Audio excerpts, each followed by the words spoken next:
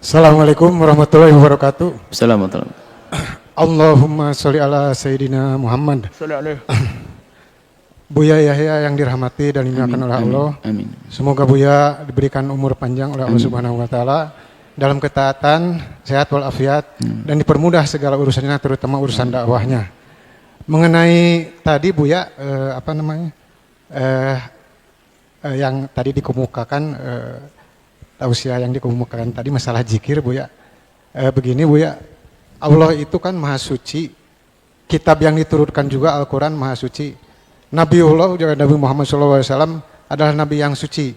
Sementara kita umatnya ini banyak dosa kalau memang tidak melakukan taubat kepada Allah. Begini Buya, tadi dalam zikir itu bukan mungkin lagi ya, mungkin dalam keadaan suci itu bisa lebih utama gitu, bisa lebih baik. Nah bagaimana kalau zikir itu dilakukan tidak dalam keadaan suci gitu, atau dalam keadaan tidak bersih gitu Bu ya. Mungkin itu saja yang ini saya sampaikan. Terima kasih. Assalamualaikum warahmatullahi wabarakatuh. Waalaikumsalam warahmatullahi wabarakatuh. Ada zikir, biarpun itu dari Al-Quran, selagi zikir boleh dibaca dalam keadaan haid. Zikir-zikir yang diambil dari Al-Quran. Ada inna lillahi wa inna ilaihi raji'un Al-Quran. La ilaha illallah ada di dalam Al-Quran. Jadi zikir, biarpun di dalam Al-Quran, dari Al-Quran yang diambil dari Al-Quran, zikir-zikir, apalagi hadis-hadis Nabi SAW, boleh dibaca oleh wanita dalam keadaan haid sekalipun. Termasuk salat kepada Rasulullah. Cuma memang martabat keutamaan itu ada. Sebaik-baik zikir adalah dalam keadaan dia suci. Kemudian menghadap ke kiblat. Cuman kan kita tidak bisa selamanya seperti itu. Wanita dilanda haid. Masa gara-gara haid tidak berzikir? Berzikir. Selagi dalam keadaan suci Anda membiasakan berzikir dengan berwudu, maka ketahuilah biarpun dalam keadaan haid pahalanya sama. Karena Anda punya udzur yang Anda nggak bisa menghilangkannya kecuali nanti pada akhir haid, ada hari masa haidnya. Kemudian kalau bisa menghadap kiblat sebisa mungkin. Cuman kan tidak selamanya kita menghadap kiblat. Maka jalan pun boleh. Dalam keadaan boleh. Jadi perbandingannya adalah begini. Jika Anda bisa menghadap kiblat kemudian Anda tidak menghadap kiblat, maka keutamaannya adalah lebih baik menghadap kiblat. Tapi jika perbandingan begini, saya jalan menghadap ke timur, naik motor, perbandingan adalah zikir atau tidak zikir, maka lebih baik zikir, jangan bandingkan menghadap kiblat, ketabrak nanti. Jadi perbandingannya harus jelas, bukan perbandingannya naik motor sama zikir ngadep ke kiblat. Ini nggak ada urusan, nggak nyambung. Nah, jadi perbandingannya seperti itu. Kalau bandingkan mana lebih bagus, zikir tidak pakai zikir nggak ngadep kiblat sama zikir ngadep kiblat, bagi siapa dulu? Lah kalau orang lagi nyopir ke arah timur ya bagus bagi dia, mah nggak bisa ngadep ke kiblat, kiblatnya ke arah kendaraannya. Tapi kalau Anda nganggur di rumah sendiri di musola, malah balik, itu aneh.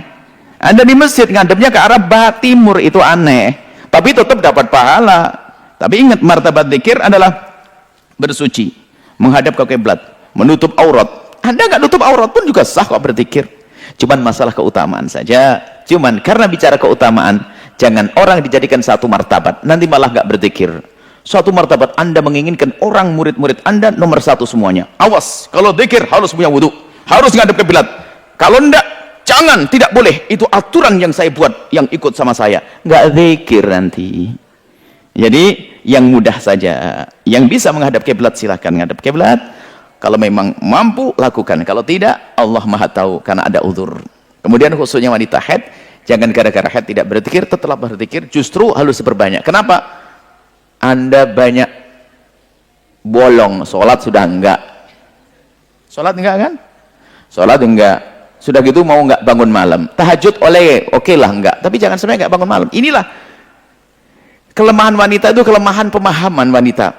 Tapi ini harus cerdas semuanya. Anda kalau dalam keadaan haid nggak boleh sholat tahajud, sholat ya nggak boh.